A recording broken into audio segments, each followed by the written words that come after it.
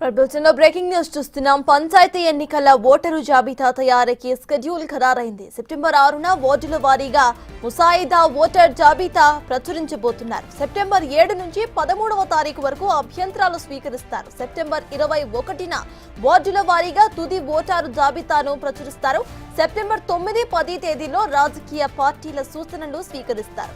ఈ మేరకు ఈ నెల 29న కలెక్టర్స్ తో ఎస్సీసీ వీడియో కాన్ఫరెన్స్ నిర్వహించబోతుంది.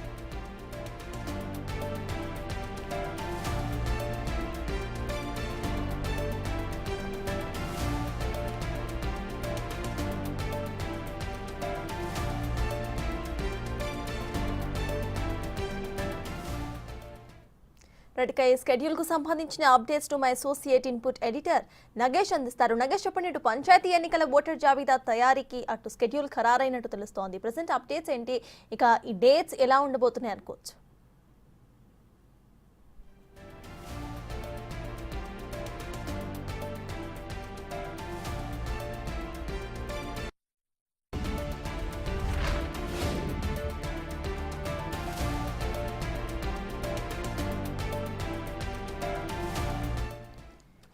పంచాయతీ ఎన్నికల ఓటరు జాబితా తయారీకి షెడ్యూల్ ఖరారైంది. సెప్టెంబర్ 6న వార్డుల వారీగా ముసాయిదా ఓటర్ జాబితాను ప్రచురిస్తున్నారు.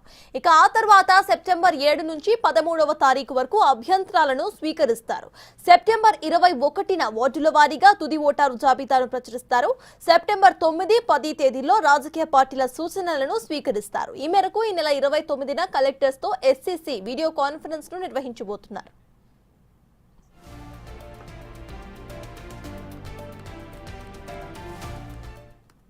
ఇదే విషయంపై పూర్తి డీటెయిల్స్ ను మా అసోసియేట్ ఇన్పుట్ ఎడిటర్ నగేష్ అందిస్తారు. నగేష్, చెప్పండి, ఇటు పంచాయతీ ఎన్నికల ఓటర్ జాబితా తయారీకి షెడ్యూల్ ఖరారైనట్టు తెలుస్తోంది. డేట్స్ ఎలా ఉండబోతున్నాయి, ప్రెసెంట్ అప్డేట్స్ ఏంటి?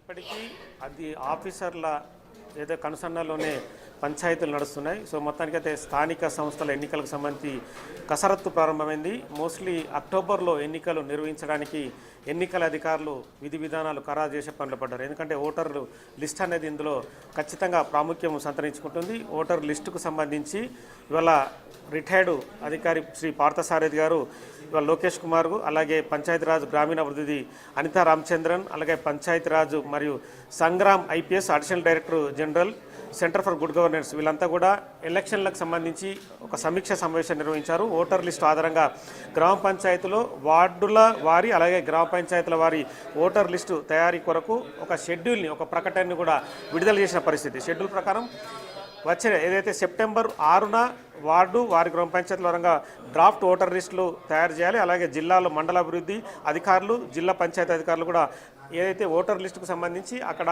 బోర్డు పైన ఓటర్ లిస్టును కూడా ప్రచురణ చేయాలని చెప్పి వారు ఇవాళ ఏదైతే సమీక్షలో తేల్చిన పరిస్థితి.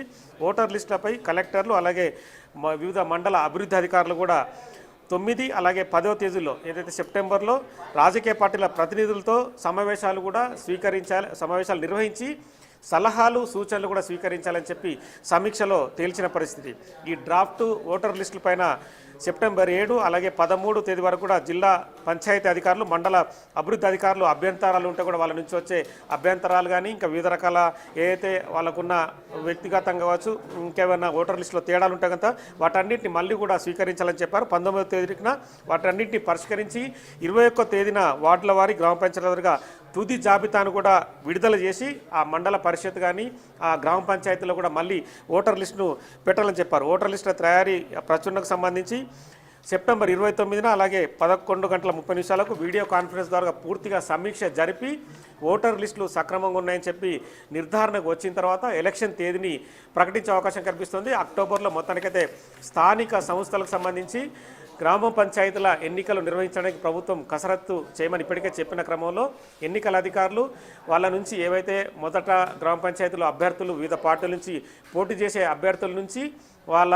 ఏదైతే అప్లికేషన్లు స్వీకరించడం, తదుపరి మళ్ళీ ఎవరైతే కొంతమంది తాము పోటీ చేయమని చెప్పి బయటకు వెళ్ళిపోయే కార్యక్రమం ఉంటుంది కాబట్టి వాళ్ళ నుంచి బయట ఆ తేదీని కూడా నిర్ణయించడం, చివరి తేదీని కూడా అక్టోబర్లో ఒక డేట్ను నిర్ధారించి తదుపరి ఎలక్షన్కి వెళ్ళే అవకాశం కనిపిస్తుంది. మొత్తానికైతే అక్టోబర్లో స్థానిక సంస్థల ఎన్నికలు నిర్వహించి గ్రామ పంచాయతీలకు సర్పంచులను నియమించే కార్యక్రమాన్ని ప్రభుత్వం చేపట్టింది. మొత్తానికి అక్టోబర్లో తెలంగాణ రాష్ట్రంలో వివిధ గ్రామ పంచాయతీలకు సర్పంచులు ఎన్నుకోబడతారు. తదుపరి వాళ్ళ పరిపాలనా క్రమాన్ని కూడా ముందుకు తీసుకెళ్లే అవకాశం కనిపిస్తుంది. ఎందుకంటే గ్రామ పంచాయతీలకు సర్పంచులే పట్టుకొమ్మలు కాబట్టి వాళ్ళ నుంచి పంచాయతీలను అభివృద్ధి చేయడం కావచ్చు, పంచాయతీలకు సంబంధించి నిధుల విడుదల కావచ్చు, పంచాయతీలో రోడ్ల డెవలప్మెంటు, మిగతా కార్యక్రమాలు కావచ్చు, అంటే ఇండ్ల పంపిణీ ప్రభుత్వం ఏది చేయాలనుకుంటుందో వాటన్నిటిని కూడా పంచాయతీల ద్వారా నిర్వహిస్తే కనుక ప్రభుత్వానికి మంచి పేరు వస్తుందని చెప్పి కూడా రేవంత్ రెడ్డి ఇప్పటికీ ఒక నిర్ణయానికి వచ్చారు. ఈ క్రమంలోనే పంచాయతీ ఎన్నికలు నిర్వహించడం కోసం పూర్తిగా కసరత్తు